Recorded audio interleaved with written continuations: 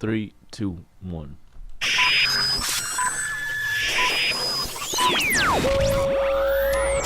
Okay, we are clear. Ready to go live in 5, 4. Cue the talent. 3. Hey, I said cue the talent. 2 and 1. Attention hobbyists, sports fans, and collectors nationwide and abroad. It's time to get hype. Come on. About the hobby we are all a part of. Live from the Mojo Break Studios, it's Dan and Doug. Check it out. Come on! So, get hype. Be hype. This is The Hype.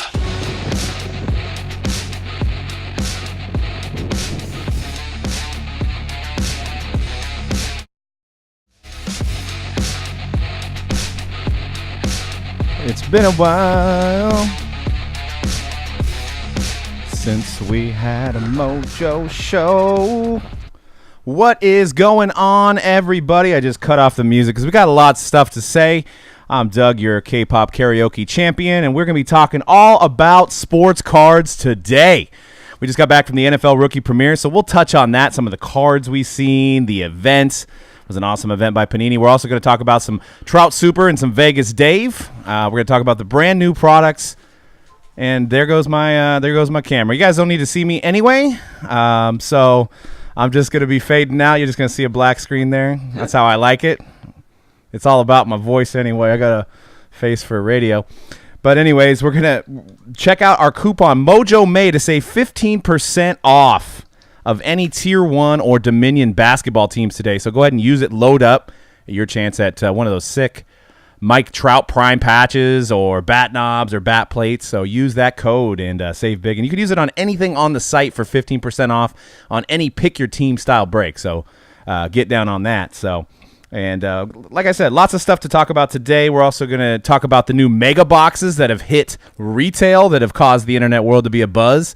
So we're going to talk about that as well. But we'll get right into some rookie premiere talk. Over the weekend, the 2018 NFL rookie premiere class made their debut in their NFL unis.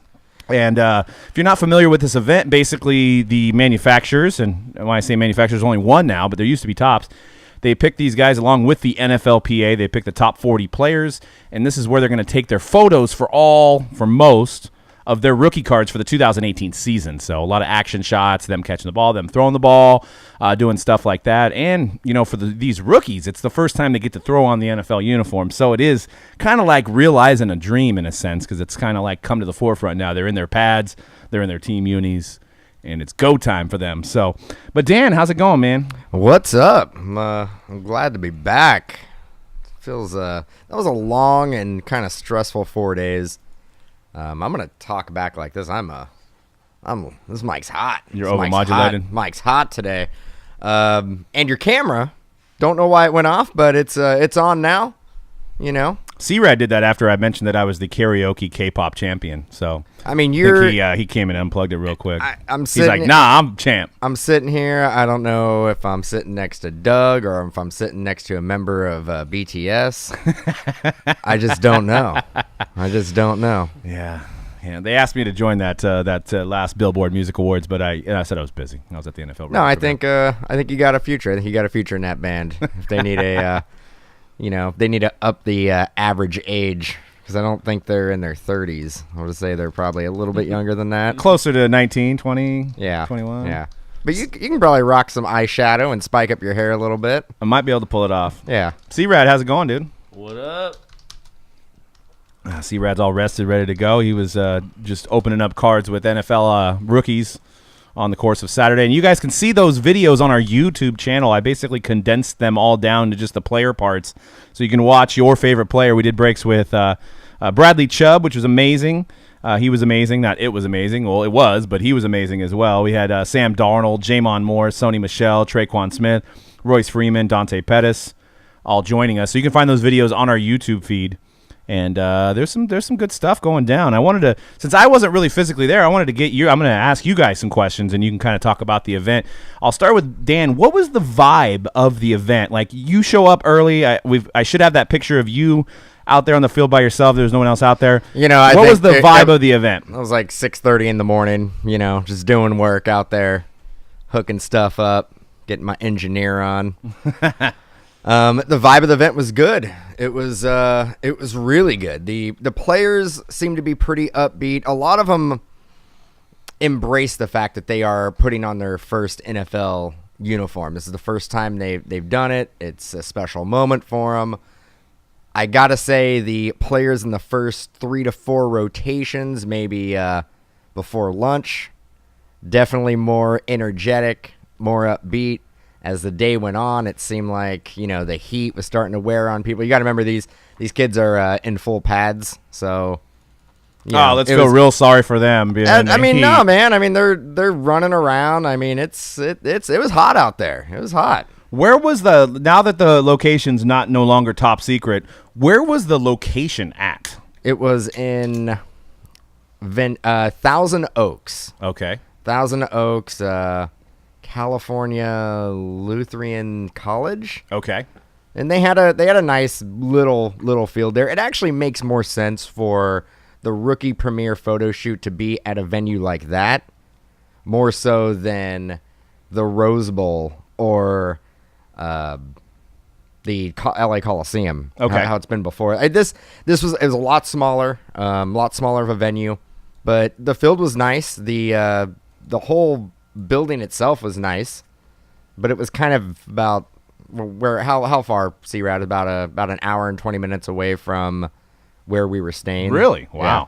Quite a trek then. Man, what time did you guys have to get on the road? Like 5 or 6 a.m.? I was up at 4, man. Jesus Christ. I was up at 4. How much caffeine did you have that day? I had 1 cup of coffee. Wow. I didn't have time to do anything else. I'll be honest. It was a crazy event, but for the most part, it went off without any issues. I mean, it's tough taking the show on the road, and we do it for our customers. I hope everybody enjoyed it. Do it for the fans. No, I mean, we don't really benefit financially. If anything, it cost us a bunch of money to do the event. We don't get paid for it. We just try to get close to breaking even as possible.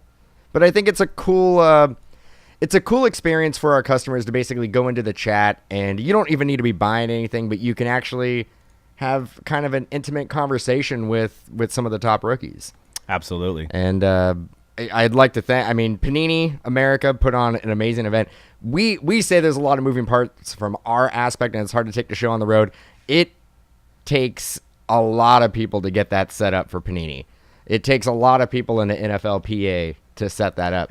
How many people do you think Panini had on staff on location at that event? I think they probably had about 100. Really? Yeah. Wow. So that's how you know how serious. I mean, they're signing a lot of cards, and we'll get into what cards they signed as well for this hobby, what's coming up, what they were signing out there. Obviously, they were signing a lot of stickers, but there was some on-card stuff that they were signing, which is going to be coming up in the slides here. C-Rad, who was your favorite person to break with if you had to pick one? I know there's a lot of good ones, but... Traquan. Yeah, I was gonna say it looked like you guys had the most fun. He was the most lighthearted out of everybody. Took it for what it was worth compared to like. He was the last guy of the day too. He was the last guy of the day, so I think him seeing that the end was near, his day was coming to a close. Mm-hmm. He was probably pretty stoked about that. Yeah, because it was 9 hours out there for those kids. Yeah, and just run around taking photos, doing a bunch of different stuff. But that ain't work, man. I mean, come on, dude. You get to just put on some pads and sign some cards. If you were 20, what we did at 20, what any of us did, probably you guys listening, what your first job was. What I did at 35 there, like basically hooking up HDMI cables and setting up broadcasting computers. Yeah, I could have handed them all that stuff and said, "Hey, do some work, kid." Well, and they're millionaires, right? I mean, everybody on that field was millionaires, we got to say, right? I mean, maybe there was a 4th or 5th rounder that was kind of close, but, I mean, these guys are millionaires. I can tell you a couple that were on the field that were not millionaires. Well, yeah. Well, yourself. Me. C-Rad. Maybe the rest of the group breakers that were there. Yeah.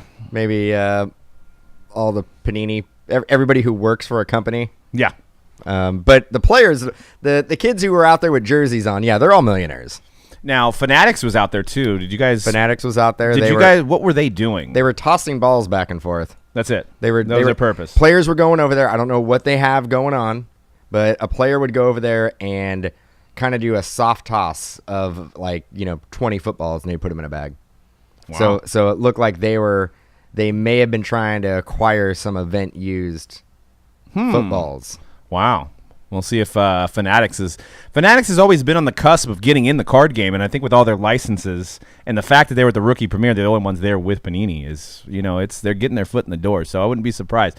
I heard that they were getting autographs on jerseys there, and they were putting those on their website. That's what I heard. But they could have been. They could have been also getting those balls signed as well. But I looked over, and there's a million things going on. But I did look over, and they had some of the players throwing balls back and forth, and then it seemed like they were stacking the balls off to the side. Yeah. Yank Pat says, get the sense that Sam Darnold has come to grips with being on the QB career destroyer Jets. We'll see. I mean, there's bound to same thing. You could say the same thing about the Browns, but I mean, we'll see if at some point one of the Browns drafted quarterbacks have to be good. We'll see if it's Sam. I mean, USC has a kind of a bad history of translation in the NFL with the recent guys like Matt Leinart, John David Booty. There's a lot of guys I'm forgetting. Sanchez, which a lot of people are comparing him to because of the two teams. But we'll see. Maybe Sam Darnold does pay off. Cody Kessler. Cody Kessler. I mean, let's face it. We have this conversation a lot about USC quarterbacks. Carson Palmer is probably the best, yeah. the last top draft pick, good, solid Hall of Famer? Pro Bowler. I think he needed to win a Super Bowl for a Hall of Fame to be in a Hall of Fame. But he made it how many Pro Bowls? Maybe three? Yeah. 3 Pro Bowls, Was maybe? he in 2 Super Bowls? I know he was in at least 1, right? Or AFC Championship game. That's where he got hurt against the Steelers. And I think he may have been in a NFC Championship. I think the Cardinals made it to an NFC Championship game. Yeah, I think you're right. I forget the Cardinals played the Steelers, but that was Kurt Warner that was on the team then. But I had C-Rad, I wanted to know, were you nervous at all breaking with these guys? I know you broke with like basketball players, but was there any nerves going into the event breaking with these NFL rookies? No nerves. And it was because I had already done the event last year with the NBA, kind of prepared me for this one. Yeah. So yeah, not nervous at all. I just want I just want to get sit down with them, get to know them a little bit, and have them open up about the things that they like. So yeah, it was smooth for me, man. It was fun. Nice. Yeah, I always, when I sat with athletes, I always forget that and as the years go by, I'm even older now. It's like I forget because you grow up idolizing guys, and you're always putting these guys on a pedestal as a fan, as a trading card collector, and as a fan. You put these guys on a pedestal, you don't forget that they're just kids. You're like, man, yeah, I'm way older. I got almost old enough to be their dad now. You know what I'm saying? I'm getting to that age. So it's definitely an interesting dynamic. If you guys could sum up the vibe there in one word with the players, from the player standpoint, what was the vibe in one word? Just at the event or the whole weekend? You can use a whole weekend. Like a whole weekend, I would use something kind of general, like exciting. Saturday, I probably wouldn't use that same word. I would use done.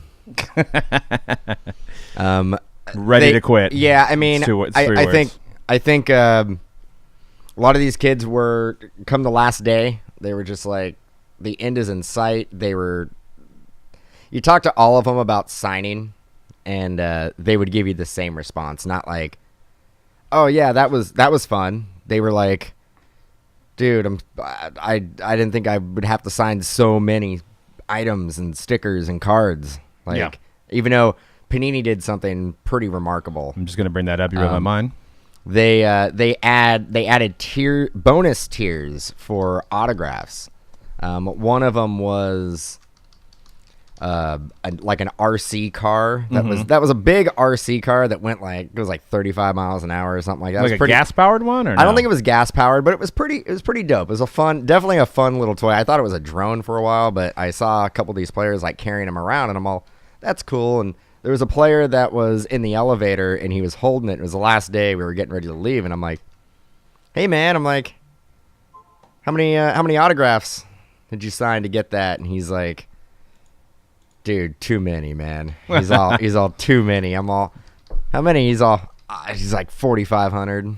So the Kobe shoes. The Kobe shoes was the top prize. The top prize. And how do you guys know how many that was? I think Chubb did it, right? C-Ran? I think Chubb was the. He said 45. He said. Okay, so maybe the RC car was like 3,000 or 3,500. The guy was holding the RC car. He said unless he also got the RC car and the shoes. I don't know if you got to one tier and then you can go for the second tier and get both items. Ah, okay. But he was definitely holding. He wasn't holding the shoes. I did see a couple players, like maybe agents or somebody like who were holding a box of Kobe shoes. Okay.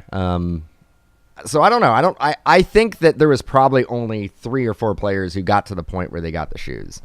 Gotcha. I think, but I did see a lot more players walk around with the RC car. And that's a way to combat redemptions, basically. I mean, they've gotten smarter at trying to get more autos up front because this is the time where they have them sitting there. Panini doesn't want redemptions just to F with collectors. They basically can't get it back from the athlete. So if they get more up front, now granted a lot of that content may be stickers, they can use those in the select products and some of the other products that they put them in. So they've gotten more wise over the years, knowing that they have to get as much content at the rookie photo shoot as possible, because once the season comes around, these guys are traveling to games, these guys are going to OTAs or training camps. They're not going to have time to sign. They're focused on the NFL, and these little Panini deals aren't really going to be worth a lot of their time. So, a lot of these guys do it for the fans, and that's why they continue to do it. But the money on some of these first round, I mean, Saquon's already doing a bunch of stuff like Old Spice, Sam Darnold's Old Spice, K Jewelers. I mean, these guys already have huge promotions already, and the money they're getting from Panini is probably really pennies on the dollar. So the Panini has to do their best job at the rookie premiere to get these autographs, because they're not going to be able to get them pretty much the rest of the year on these big names. So, and they also acquire these for later years too. So you'll see like number to 25 Cam Newtons in 2012. Well, those were left over from the rookie premiere. They had enough inventory to keep those around. So it's in their best interest to get everything now. And that's what they were doing. And it seems like they came up with a creative program. So kudos to that. And last year Panini, I think, acquired 9 million autographs.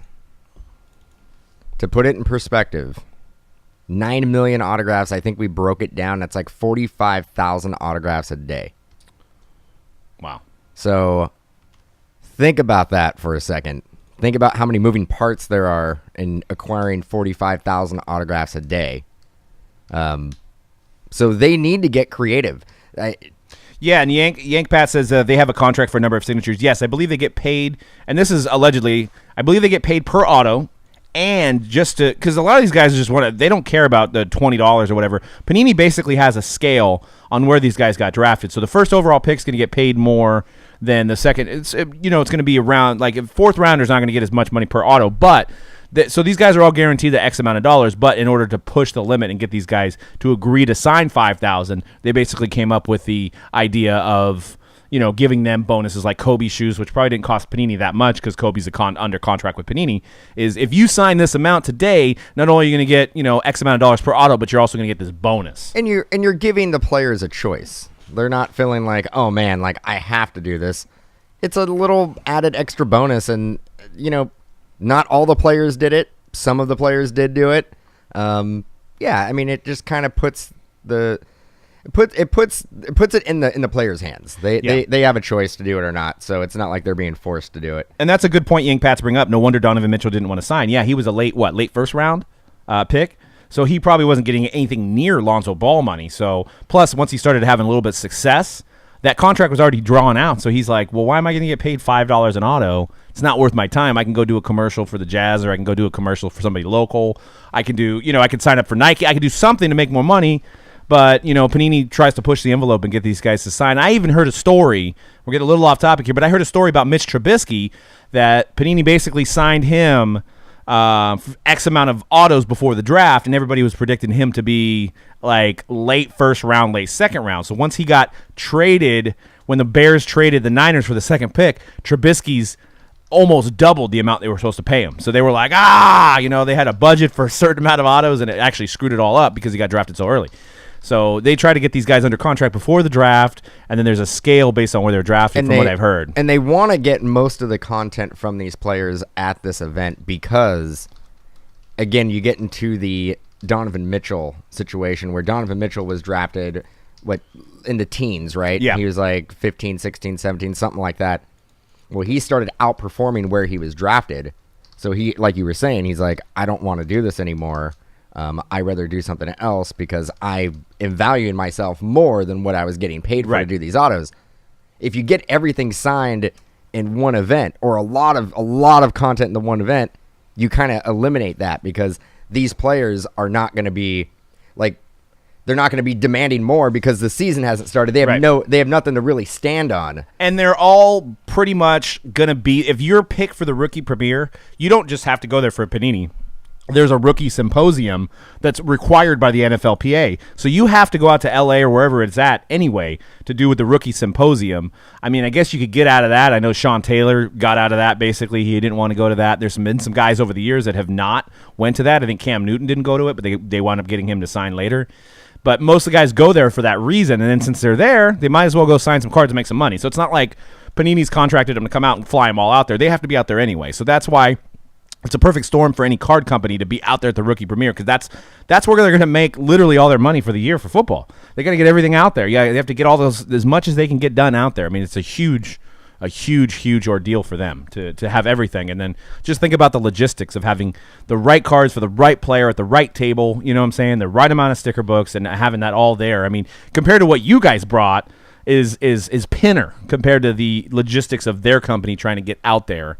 And believe me, in no way am I puffing them up, but we've seen the curtain pulled back a little bit, and it helps you realize some of these problems that collectors have is not always on the manufacturer. It's on the athlete a lot of the times. You think that booth that Conrad's sitting in there with that giant background with the truss that's holding it up, you think that was just magically there?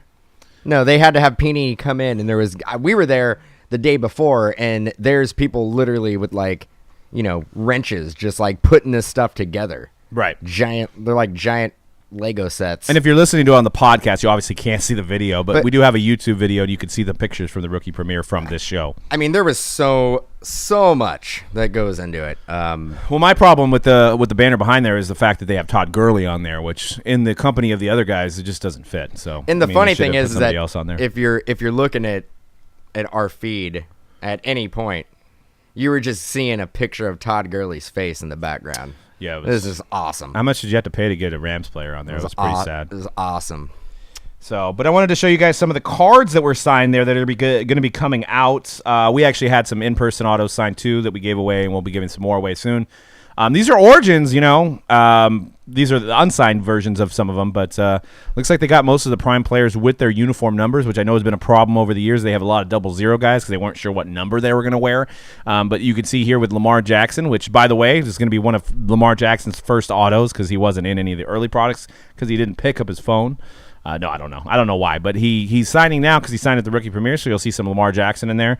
And then I think my next slide is one of the signed versions by DJ Moore. And he wrote on his 101, enjoy it. So, which is cool. I think Panini is becoming more aware of low-numbered serial cards like the 101 and having them sign it a little bit differently to give that extra flair. Dude. This particular picture right here, dude, I went to go read the comments. I'm like, it was going to set me off, dude. I was going to be a fuck. It's all good. That was an F-bomb. Tell us how you really feel. I was gonna be a freaking Panini White Knight on their Instagram comments because people were like, "Oh, he destroyed this 1 of 1. Now it won't grade well. I won't grade well. It's not gonna get a 9. It's gonna get a 7 on the auto." It's like, bro, it's a 1 of 1. Calm down. Well, they're not going to grade the inscription, are they? I mean, if anything, what's wrong with it? Did he smear? The pen doesn't look smeared. So when I was at the summit and we were talking, and they were having a little Q&A with some of the product designers for Panini. What's up, Ted? There was a lot of people who were saying, I want personalized autos. I want inscriptions on my autos. I want this, I want that. And now you get it, and now you just have the same amount of people who are just like, oh God, he ruined the card. But there's people who've been asking for those specifically. Yep. So like, you can't satisfy everybody. That's it. And another question I wanted to ask you guys: do you think? Because I noticed a lot of them were talking about Pokemon and stuff like that. Do you think that most of these players think that most of collectors are kids? Do you think that still runs through their head that this is a kid industry still, or do you think that they were signing these cards they understand? Well, for the most part, I think they. I was getting the vibe that they understand that it's not just kids collecting, but they were not like Sam Darnold was acknowledging, like, it is cool that there are going to be kids that are going to be collecting their cards, but I think most of them understand adults and teens and general collectors will be picking up their stuff as well. I think they were pretty much getting a vibe but I mean, I'm not a kid. Conrad's not a kid. All the other group breakers who were there are not kids. So they're probably putting it together saying that, well, these are probably the people who are collecting these. Well, it would be really weird if you guys were all there and it was all kids watching you. That would be very strange. That would be a little creepy. So yeah, maybe the fact that you guys were there. Hey, that's having a kid out there. That might be a good marketing plan for some breaker. I mean, that might be kind of crazy. Get a kid that knows how to work a webcam and knows enough about cars. That's a business idea right there. Honestly, the event, I think there was only about 3 or 4 kids at the event. Yeah, and it was kids of people that work there and stuff, right? Yeah, I mean, there was Calvin Ridley. I actually sent you a picture. He was signing some autographs for the kids. I saw there. that, yeah. So he was the only one who did that I noticed. So I had to take a picture of that. But yeah, I mean, it was a phenomenal event. It's, like I said, it's a lot of work. It's a lot of work. I'm still trying to get back into the groove here. And in the show notes, guys, you guys that are listening, I will link up the YouTube videos for each of the individual players that we broke with. A lot of good questions C-Rad asked, a lot of good insight on their lives, their career, their collecting, the process, everything. It was very cool. So especially if you're a fan of that player, if that player's on your team, you're going to want to watch these videos. Or even if you're just a collector, just watch them. Like it, please, and share. We'd greatly appreciate that. And this is a Luminance card, as you can see on the screen. And I usually don't like new sets, but that looks pretty nice. It's still a college uni, so it's signed on card. And you're going to have the main guys. That's coming out soon, Luminance. They're going to have different variations for the pen. And then you've got Elements that's coming out too. And it looks like, and there goes my screen again. It looks like a gold standard kind of a metal card. It's plugged in because I don't think it charged long enough to stay on. So it's a metal card, and it's signed on card, and they're gonna have different parallels based on colors and stuff and different metal elements, which I haven't seen it in person, obviously, but judging by the pictures, they look pretty freaking sharp. So, what do you guys think of that design? I think it's gonna be a fun product. Yeah, I got to see the breakdown on that one, but I don't think there's anything I can do to make it charge faster. no, yeah, I think we're gonna have to deal with that. That's all right. You guys don't need to look at me anyway. But I wish mine would go out. Then we have the next day autos, which I saw people complaining about there not being room to sign on those. I don't think that card is meant to have room to sign on it. I've been thinking about it. Maybe these aren't the next day autos. Maybe they just had them sign the rated rookie base cards. Just for because they were signing stuff for us, right? On card, like that wasn't supposed to be signed. But so I'm guessing that's not the next day design? I don't know, but they had him sign, like, if you go to Lamar in the next photo, he's signing green, which makes me think there's a green parallel, you know what I'm saying? Oh. So, yeah, which looks terrible on there, but, they didn't leave him room. He probably could have signed by him, a little bit lower there. Dude, but I've been thinking about this a lot ever since we saw these the other day, and I showed you guys the Baker Mayfield that everybody was complaining about. It's hard for me to believe that this is actually a card that they wanted the kids to sign on. Because there's literally no space. I'm going with C-Rad because I think if these were the next day, they would have shaded a part of the card out on the bottom for them to sign. Or they could be instants. Who knows? I don't think. I think Conrad is correct. I think these were just. I think those are going to be in Donruss, dude. I think those are rated rookie cards that they had printed for this event just to have signed. All right. I don't think. Now they may have been signing. But they had them. How did they get the picture? That's in the definition of next day. That has to be a next day auto, correct? Because they're in their team colors. So that's the definition of they printed it the day before and they had them sign it next day. God, I hope not. I don't think so. I think so because he's got orange on and the other guy in Lamar has the Ravens on. Dude, the Baker Mayfield one is He has so a bad. It is bad. he has a Panini America shirt on, and But he does have a Broncos He has hat. a Broncos hat. Yeah. So how did they just have him send those photos in from home and then make the cards before they got there? They had to have taken the picture at the event and then printed them out. I don't think so. We'll see. We'll know as soon as Donruss football comes out. Because they probably brought a basic printer with them. They had everything already laid out. They took a photo, they photoshopped it in, and boom, printed it out. They probably didn't have enough time to fade away an image in the background and then print it on like Chromium technology. They probably just had a basic printer out there with them. You think they were printing those out at the event? Where would they print them at? I think The players arrived I think on the next Thursday. day, the next day autos go to the printing facility like the rest of the. But how would they get them in one day? Did somebody overnight them from Texas to the field on Saturday?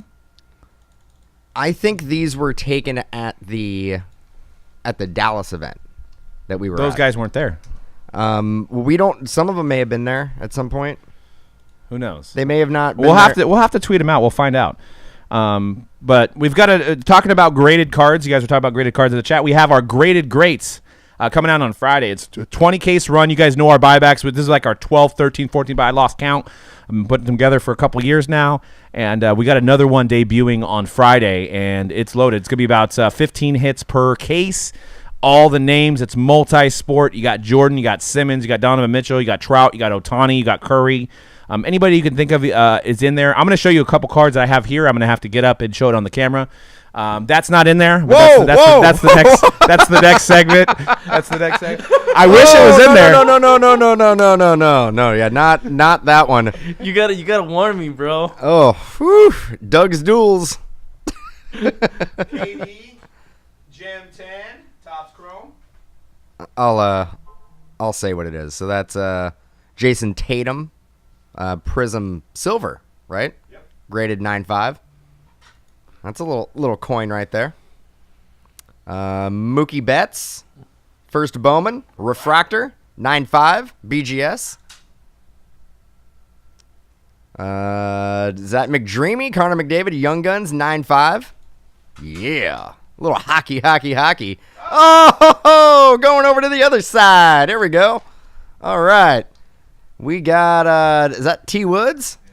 Tiger Woods, PSA. That's just And Doug's, man, no matter where I go, taking the show on the road, even if that means going into the actual shop portion of it, it's just chaos. So, yeah, that's graded greats. Next buyback, we're bringing in Doug's Duels. We're gonna do it. I didn't even show you guys some of the big names, so there's a lot left to be desired. We like to leave a lot left to be desired because we stand behind the value of our product, so you'll see the stuff coming out. And it's only a 20-case run, 52 total spots. There's combos, and there's actor autos in there. It's going to be a lot of fun, so that's going down on Friday. We got 4 cases posted. First one's almost sold out already, so get in on that. There's a bonus, early bird bonus spot.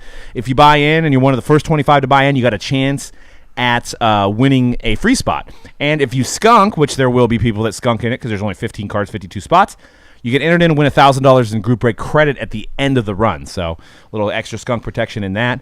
And I wanted to get into Vegas Dave, is why we have that Superfractor Trout on the screen. Probably the last media outlet to talk about him, but hey, we were off last week. So Vegas Dave bought the Superfractor Trout for $400,000, the 9, 10, the graded 9 with a 10 auto Superfractor that was on eBay for $500,000 or best offer for about a year. So he bought this Mike Trout Superfractor, and you can see him there on the screen if you're watching on the video version. He's got a lot of money in front of him. Cards a 9 mint, garbage. Wouldn't even want it. You wouldn't even want it, man. Wouldn't even want it, man. God. Wasting my time. God, what did it get dinged on? Got dinged on edges. Damn it. Oh, and corners and surface were 9s. Is that we're looking at a picture right now of Vegas Dave with stacks of just C notes in front of him. Is that $400,000? Is that what he gave the guy? The guy just came over to his house and he's like, "Got your money here for you." I don't know. The guy that sold it was in Taiwan, so I don't know if he flew out there. I think he flew him out. He flew the guy out. I think he flew the guy out to Wow. Vegas, showed him a good time, gave him $400,000 in bills. I count at least almost 300,000 in front of him. Oh, really? Wow, that's You able to pretty good. count that? You're like a bean, like one of those people that see you see the jar and you get the correct guess on the amount of marbles in there. Who are you, Rain Man? I know, really. Seriously, I count about. I see $100 there. But anyways, if you don't know who Vegas Dave is, he's made his living. I guess he's an self-proclaimed entrepreneur, and he does a lot of successful betting. I think he picked the Astros to win the World Series. He picked the Royals to win the World Series. Some of his notable ones. Not too shabby of a car he drives around in Vegas. There, a little nice little sports car there. So. Vegas Dave. But anyways, so the report on him is he got this card for $400,000. And he's got also multiple oranges, including a 10-10 orange. So he's all in on Mike Trout. He's looking at it as an investment. You could watch his video about it on Vegas Dave's YouTube. So just search Vegas Dave and you can watch him talk about it. And but one thing that I thought he mentioned that was incorrect in my opinion was the fact that he said he bought the Trout for $400,000, and he said immediately somebody offered him $1 million for it, and he turned it down. Now that card, we know as hobbyists who've been watching it, it's been on eBay for almost a year. So the person had a whole year if they wanted that card to pay $500,000 instead of $1 million and get it. So I want to know who this person is that offered Vegas Dave $1 million, because I don't think so. Now that Vegas Dave has it, that I think just him touching it makes it worth. Well, that's what I'm $1 saying. million. Is that what it was? Is there some just billionaire investor that's like, well, I'll give you $1 million for it? Well, but now it's shits and gigs. But now it's got press. It's got a lot of press now. Now everybody knows it exists. Maybe the person who offered $1 million had no idea it even existed. Now they're like, man, I can get this. I got tons of free press on it. Vegas Dave's onto something. This car's going to be worth $5 million. So is there going to be more press if somebody buys it again? I mean, that sounds like ridiculous. I mean, the next card, he won't sell it for less than $5 million. Right. That's another thing he said. And this is courtesy of Sports Card News. He was on the Steel City Trading Cards podcast, which I didn't even know they had one, but I'll have to tune in and listen. Vegas Dave sold his Carlos Correa card because only white players hold value, was one of the statements in the interview. Thinks Blowout is dumb for offering $100K for Ohtani Superfractor. People in the hobby are grown adults who act like high schoolers. And gave rambling answer about fake MJ rookie card, which he was tied to selling a fake PSA 10 rookie card. But he says he's only been collecting in this hobby for about a year, so I don't know. So sounds like he's learning. Did that episode just come out? I think so. Yeah. Dang, man. Because we were listening to him on the Sports Card Radio on the way home. We listened to it. We heard it. We didn't listen to the one where he interviewed Vegas Dave. No, he never interviewed. He never interviewed Vegas Dave. He was just recapping what Steel City had him on. Yeah. Steel City had him on. Yeah, we listened to that one. And shout out to Sports Card Radio. Check out their podcast. There's 2 different versions. They straight shooters tell you how it is. So, and that's on their Twitter right there. That's Ryan's Twitter at Sports Card News, who breaks some of the stuff about. And there goes my battery again. Who breaks news and stuff like that about this industry? So, but I don't know. I don't know if I can refute a lot of things he said. Pulling the racial card on the white players. I mean, the data backs it up. I mean, but right now we have Ohtani, so kind of refuting that. But we'll see long term if that happens. But if you look at the guys in the sports card industry for baseball cards particularly that have sold the most. Welcome to the Conrad Show, guys. Yeah. The ones that sold the most is Harper, Trout, Bryant. So I mean he does kind of have a theory there that data does back up a little bit. Only for baseball though. Doesn't obviously it's the opposite for basketball. If your rookie is white in basketball, sell if he's selling well. Sell him right away because white players don't sell in basketball. But anyways, a lot of people What about Kristaps? Dirk. They're not white. They're European. Oh, I think we've already had this conversation. We've had this conversation. I think this conversation, we've gone down it already. Let's ask people in the chat. Let's take a poll. Maybe we'll do a Twitter poll. I don't. Is I think this is- Kristaps I think- Porzingis I think this is is Kristaps Porzingis touchy. is Kristaps Porzingis considered a Caucasian gentleman?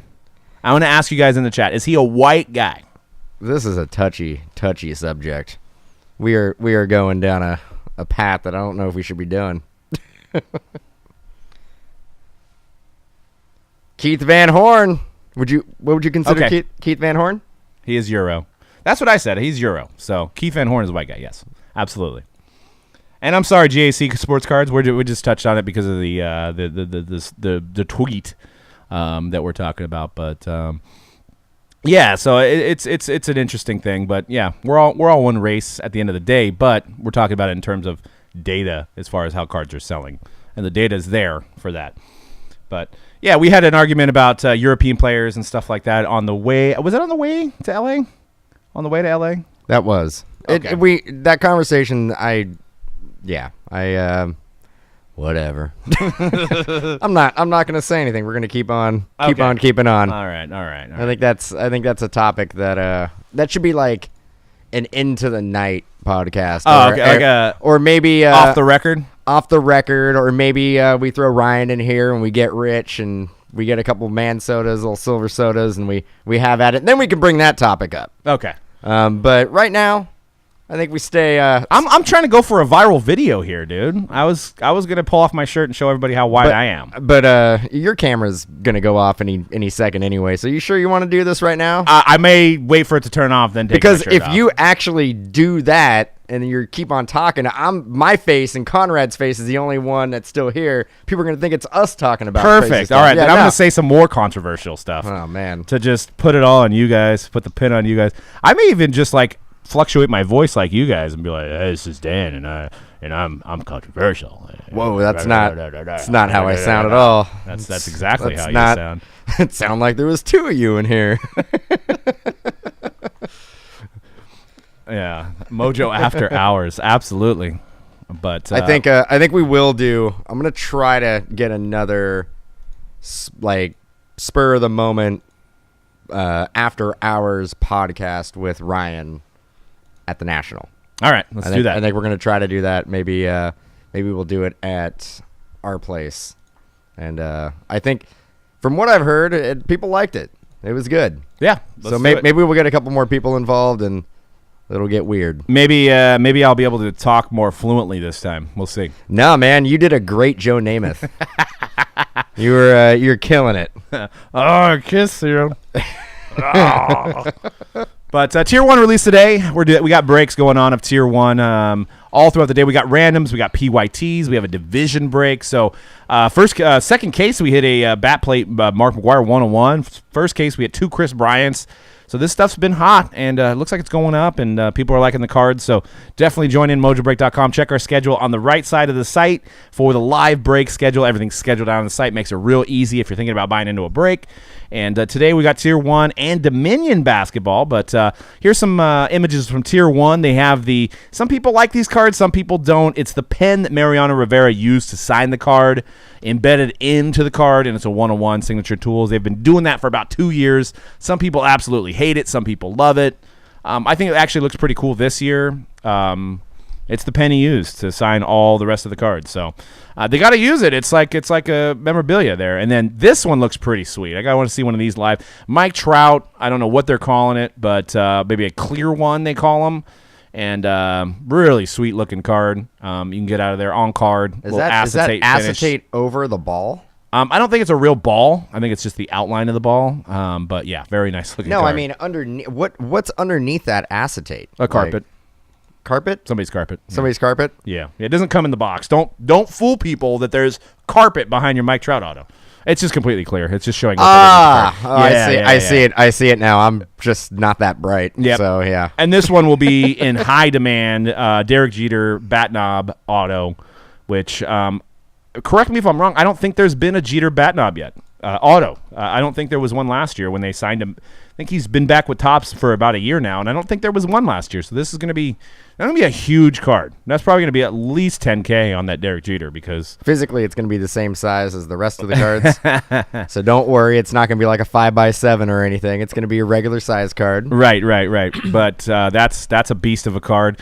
And we hit this next card this morning, the 101 limited lumber Mark McGwire Big Mac. It was sick. That is pretty nice. So they're like a 200 to 250 point card, game used bat. Very nice. So, and they've got a lot of different elements of that in there. Nice prime patches, nice bat plates, bat knobs, bat knobs, if you just started collecting baseball cards, are up there with superfractors. That's people want bat knobs, especially older bat knobs or star player bat knobs. And I know they have Clemente bat knobs in here, Cobb bat knob. I shouldn't say bat knobs. There's only one of each. A lot of really good checklist for bat knobs in here. Trout. What does that say above the D-A-C-K? Pho? No, it says pro. No, I think it says pho, right? I thought it did too, but it says pro, I think. I was like, man, Mark McGwire loves Faux Friday. You know what I'm saying? Yeah, who doesn't love the little knob there? Hi from Queenstown, New Zealand. What's up? Thanks for joining us. Let us know if you guys have any questions in the chat about any of these products or anything we've talked about as well. And make sure you guys follow us on Twitter at MojoBreak_com. We're also on Facebook and Instagram as well. Dominion's another product that came out today. We haven't busted it yet, so we don't have an opinion on it yet. But the cards look nice. It's right on the heels of a National Treasures release, which was fabulous. They got on-card RPAs in here, lots of prime stuff. And Dominion was a brand in hockey that was a high-end hockey brand. They haven't used it in a while, so it's back alive in basketball. It's also a trucking line, and it's a band, Old Dominion. Old Dominion. So a lot of uses of the word Dominion now we have in the card industry. So if you're a fan of the band Old Dominion, the Dominion cards might be for you. So, but we'll see if we can pull some Lonzos and one of these 4 quad material patches that Dan will have to random. Maybe they got a 16 player in there for Dan. He'll love that. But yeah, that's all the centers in the league. Couldn't get the size on the DeMarcus Cousins, huh? Oh, like, is there? Oh, yeah, you're like 2X, 2X, XL, and then whatever. Man, Clint Capella's jersey must be a little tight there with that XL. You know what I'm saying? It's a warrior killer right there. Seriously. Well, I wanted to talk about this. I saw this on Twitter.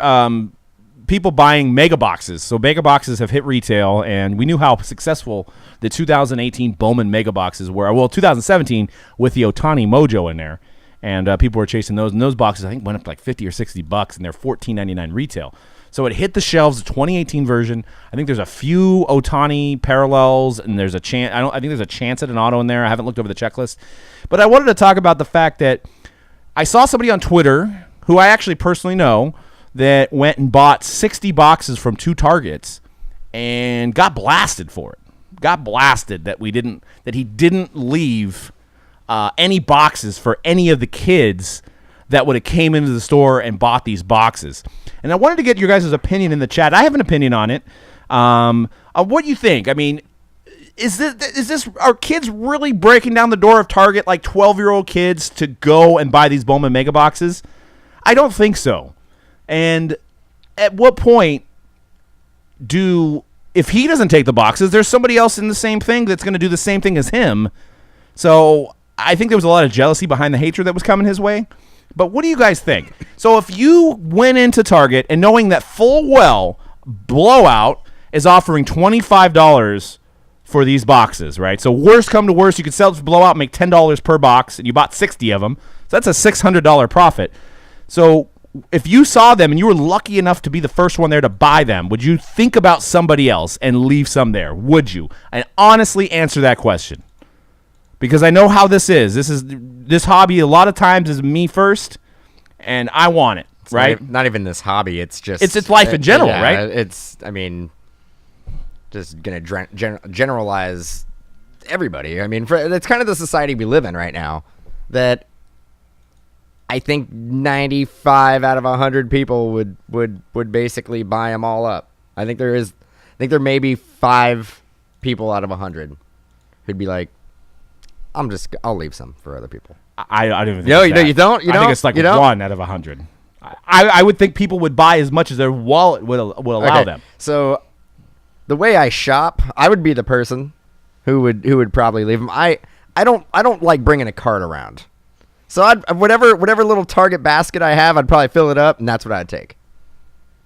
I'd leave some money on the table. Well, I wanted to put it. I would put it in perspective. So if you were walking down the street, and there was $500 of cash in ones sitting on the ground, and you're like, you know what? I'm just going to take $200 of that and leave the other $300 for some random person that I don't even know that's going to walk by. You know what I'm saying? Would you do that? No, that's the same kind of situation here. There's work involved in this. You're going to have to ship those boxes to somebody. You're going to have to list them. You're going to have to sell them. The straight cash, Right. it goes in my pocket and I'm done. Yeah. So, yeah, I'd take all the cash. Okay. But I don't have extra time to go through and sell all these boxes. Right. And I get it. They're probably not going to, they're $15. So they're not going to go down. There's like really no way you can lose money on it. So even if you sell one box here and there, you'll make a dent at some point. And compared to the other kind of industries with, like, I know I brought this up on the podcast before, but the NES Classics that were selling for, I don't even know, what was it, $50? $79.99. $79.99, and they were selling on Amazon and eBay for $250 all day or $400 all day. Do you think if somebody had the opportunity to just buy 10, they would go, no, I'm just going to think about the guy behind me. I'm going to buy one. No, it says no one ever. You only have one. You only need one. You only need one. You only need one. Right. But you could justify it a bunch of ways on how you're going to make that extra money, and you're going to pay some bills. And this gentleman actually said he had kids, and he does, and I know he does because his kids have came in the shop before. He said he was going to open up with the kids. So why hate on him for buying all the boxes? I don't know. I think there's I don't think there's any room for hate on. I don't think anybody should get blasted or hated on because they bought all the stuff. Because like what you said, if he didn't do it, somebody right behind him would have done it. Right. So it's just people who are salty that you see it. It's the same thing as we talk about with the first off the line. The Panini first off the line releases, where basically if you're lucky enough to get one of these boxes, you just basically doubled your money every time. Well, all the backlash they get because they're like, oh, somebody got like 2 cases worth and I got none. Well, if the script was flipped and you got the 2 cases and the other person got one, you wouldn't be the one complaining. You'd be like, oh, well, I just did it the right way and I got lucky, so I deserve it. Right. Yeah. And let me ask you this. Let's compare it to a hobby shop. You're in a hobby shop and you're in there and the guy's got a great price on tier 1, right? It's lower than normal, but you're going through and you're opening up tier 1s and you're on a bad run. You're not getting any good autos. You're getting a lot of Jose Barrioses, right? You're like, crap.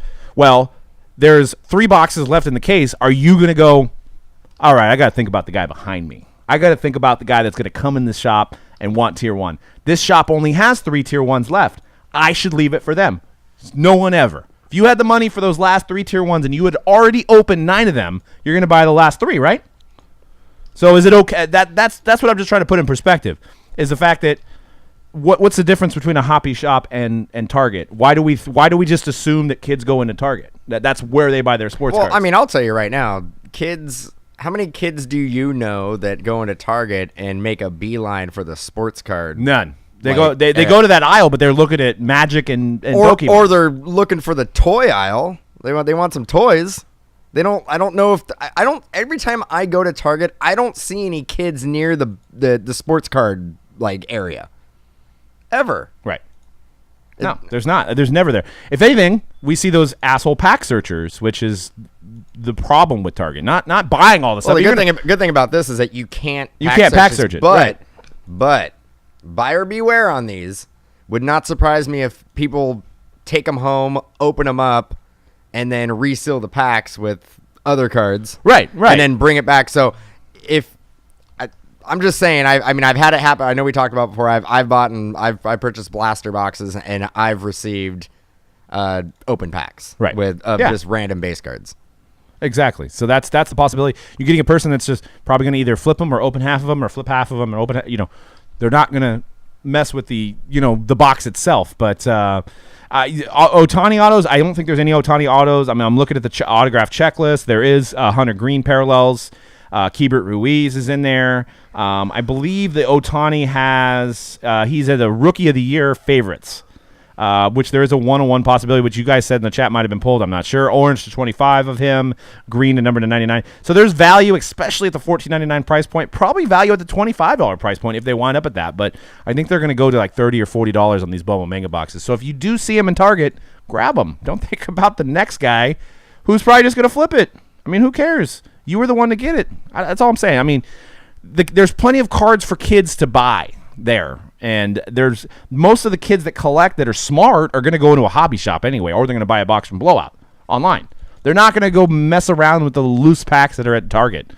I don't know. Maybe they do. Maybe they don't. I don't know. But if they're just a casual hobbyist, that kid's going to be fine buying whatever pack's there. So I don't know. It was a jealousy argument that I wanted to bring up. Is it Target exclusive? I'm not sure.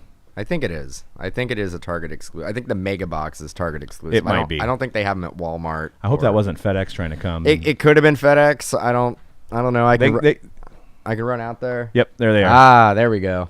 Sweet. Thank you. There we go. Okay. Well, anyway, we gotta cut off the show anyway because we got Old Dominion that we gotta break. Old Dominion. And I think it's almost sold out. There might be a few teams left for the Old Dominion, but we're gonna take a quick 5-minute break, get this FedEx stuff out of here, and we'll be back live. And I'll hit the outro here. So we'll be back live breaking Dominion.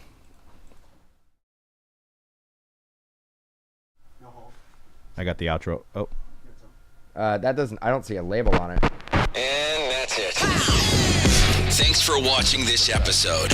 Visit mojobreak.com for more info and your break spot. And we will see you next time on The Hype.